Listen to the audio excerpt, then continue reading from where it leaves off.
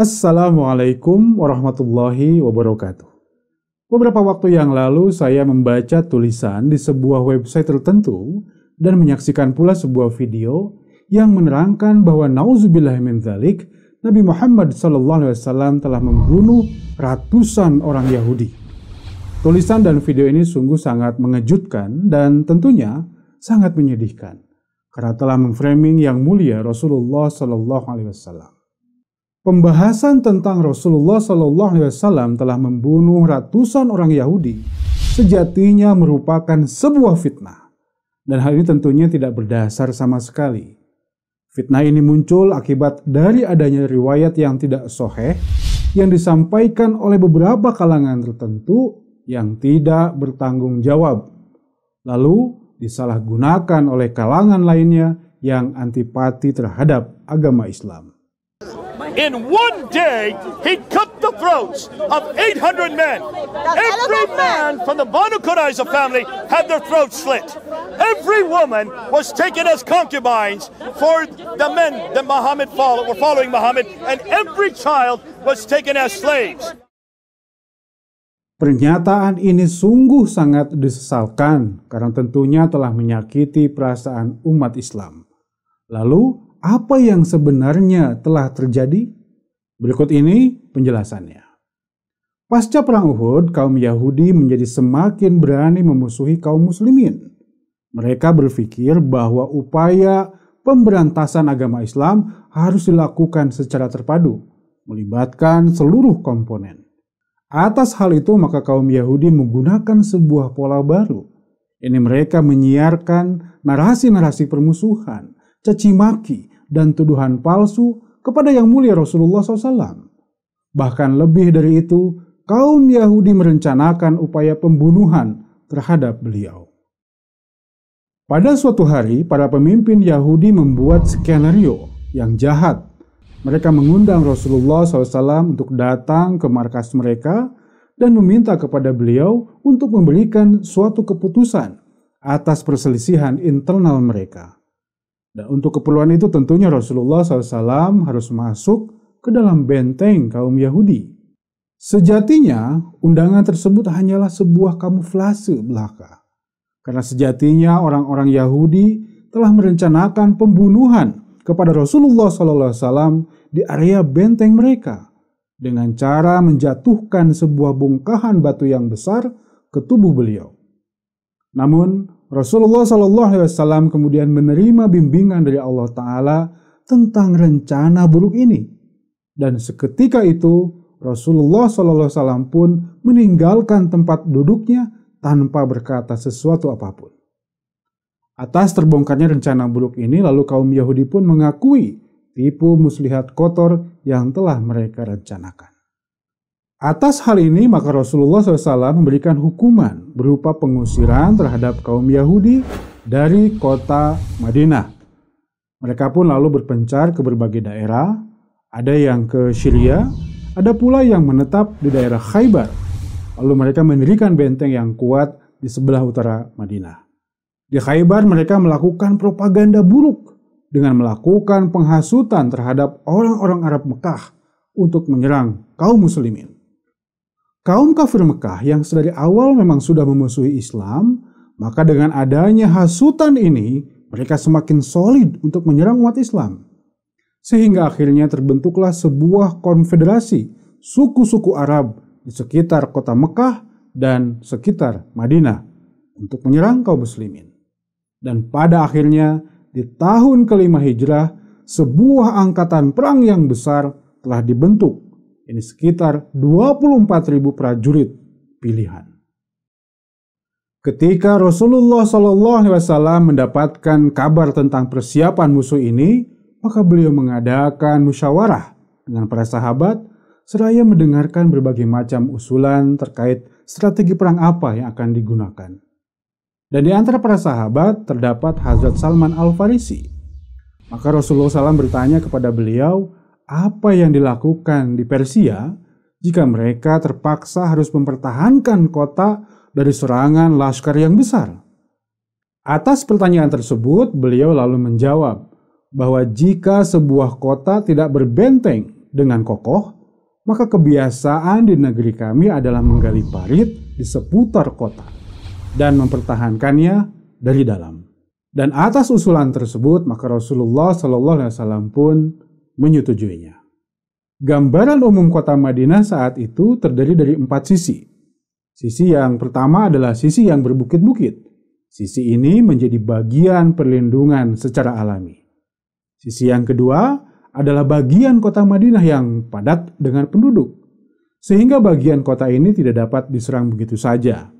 Adapun sisi yang ketiga adalah bagian rumah-rumah dan kebun-kebun korma yang berdekatan dengan benteng suku Yahudi, yakni dari kalangan kaum Banu Quraiza.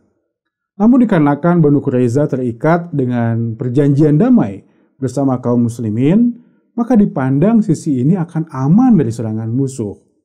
Dan sisi keempat merupakan medan yang terbuka, dan dari sisi inilah serangan musuh paling memungkinkan dan dikhawatirkan dalam jumlah yang besar. Atas hal tersebut, maka Rasulullah SAW mengambil keputusan untuk menggali parit di bagian ini untuk mencegah serangan musuh. Atas hal tersebut, maka kaum muslimin segera menyiapkan sarana dan prasarana peperangan, sekaligus menggali parit sebagai sarana pertahanan. Rupanya tidak lama dari itu gelombang penyerangan dari pihak musuh pun telah datang. Pihak musuh merasa kaget dengan kehadiran parit yang besar yang membentengi kota Madinah, dan hal ini pun menyulitkan mereka untuk menyerang kaum muslimin. Meski demikian, mereka terus menggempur kaum muslimin dari sisi kota Madinah yang lain, dan kaum muslimin benar-benar harus berjuang dengan sekuat tenaga. Dalam masa kritis seperti itu, tanpa diduga-duga, kaum Yahudi dari kalangan Banu Quraiza yang pada awalnya merupakan sekutu bagi kaum muslimin, mereka lantas mengkhianati perjanjian damai, lalu menggabungkan diri bersama pasukan musuh untuk menyerang kaum muslimin. Ketika Rasulullah SAW mendapatkan informasi tersebut, maka beliau memutuskan untuk menempatkan penjagaan di sisi khusus ini dan mengirimkan 2 pasukan berjumlah 500 orang. Sehingga pasukan untuk mempertahankan parit menjadi berkurang, ini hanya 700 orang saja. Maka terjadilah penyerangan pasukan gabungan kaum kufar dan kaum Yahudi Banu Quraiza terhadap pasukan kaum muslimin. Pasukan kaum muslimin bertahan dengan sekuat tenaga melewati masa-masa yang kritis dalam beberapa hari. Di tengah serangan yang begitu keras, datanglah pertolongan dari Allah Subhanahu wa Ta'ala. Setelah berlalu beberapa hari peperangan, tiba-tiba terjadi perselisihan dan permusuhan di antara para pemimpin Quraisy dan pemimpin kaum Yahudi, sehingga kekuatan mereka pun menjadi lemah. Selain itu, puncak pertolongan Allah Ta'ala turun melalui sebuah keajaiban. Pada saat malam datang, tiba-tiba Taufan datang dan menyapu benteng kaum kafir Quraisy. Dinding-dinding tenda mereka pun porak-poranda, hancur berantakan, dan panci-panci masakan mereka pun tumpah. Bahkan api unggun mereka pun menjadi padam. Kaum musyrikin memandang hal itu sebagai pertanda buruk. Tanpa banyak berpikir, mereka memutuskan untuk segera melarikan diri dari medan pertempuran pada malam hari itu juga. Sehingga tanpa dikomando, para prajurit mengemasi barang-barang mereka, dan dengan penuh rasa khawatir, dengan seketika medan pertempuran pun menjadi kosong. Atas pertolongan Allah Subhanahu wa Ta'ala ini, maka kaum muslimin dapat bernafas dengan lega. Namun, mereka harus menyelesaikan suatu permasalahan yang besar, yakni kasus pengkhianatan Banu Quraiza. Untuk menuntaskan kasus ini, maka Rasulullah SAW mengutus Hazrat Ali ke markas Banu Quraiza. Sayangnya mereka tidak menunjukkan penyesalan.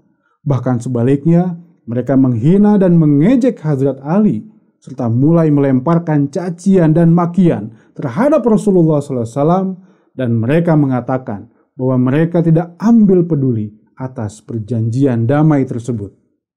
Atas hal tersebut, maka Rasulullah SAW dan para sahabat bergerak maju menuju benteng Banu Quraiza dan mengepungnya beberapa hari. Atas pengepungan ini, kaum Yahudi pun lalu merasa tidak dapat bertahan lagi. Sehingga pada akhirnya para pemimpin Yahudi membuka pintu dialog dan meminta kepada Rasulullah SAW agar mengutus salah seorang tokoh terkemuka untuk menyelesaikan masalah ini. Rasulullah pun kemudian menyetujuinya. Namun, meski telah diutus beberapa orang tokoh ke dalam benteng Yahudi, namun faktanya malah terjadi pertengkaran hebat di antara mereka karena tidak sesuai dengan keinginan mereka. Atas kekisruhan besar tersebut, lalu para pemimpin Yahudi kembali memohon kepada Rasulullah SAW untuk mengirimkan seorang tokoh yang bernama Sa'ad bin Mu'az, dan Rasulullah SAW pun mengizinkannya. Ketika Sa'ad masuk ke dalam benteng Yahudi, beliau lalu memberikan keputusan atas sikap pengkhianatan kaum Yahudi menggunakan hukum dalam kitab Taurat, kitab sucinya orang Yahudi, tepatnya dalam kitab Ulangan pasal 20 ayat 10 hingga ayat 18, yang mana dinyatakan bahwa hukuman atas pengkhianatan adalah kematian. Dan atas keputusan ini, kaum Yahudi pun menerimanya.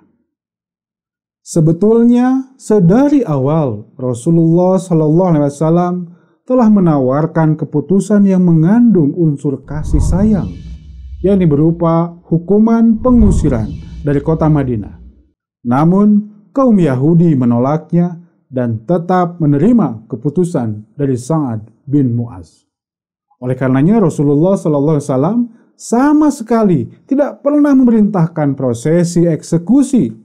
Bahkan sebaliknya, beliau dengan baik hati tetap setuju untuk membiarkan Bani Quraiza bersekutu dengan kaum muslimin. Dan tentunya Rasulullah SAW terlepas dari tanggung jawab atas hukuman tersebut. Bahkan pada kesempatan yang sama, beliau memberikan maaf kepada orang-orang Yahudi yang meminta pengampunannya. Semoga dengan penjelasan ini menjadi jelas dan terang benderang bahwa apa yang difitnahkan kepada Rasulullah SAW adalah sesuatu yang tidak berdasar dan bohong belaka. Dan semoga kita terpelihara dari fitnah-fitnah yang dialamatkan kepada Rasulullah SAW dan kepada agama Islam. Amin.